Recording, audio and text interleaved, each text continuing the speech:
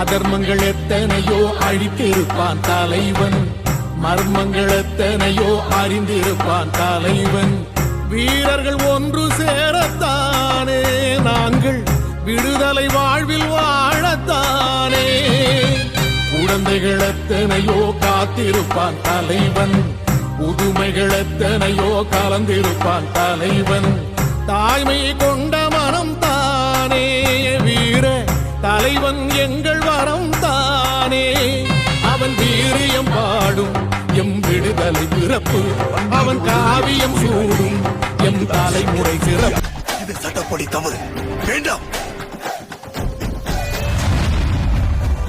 இதுதான் எங்கள் ஸ்பார்டன் சட்டம்.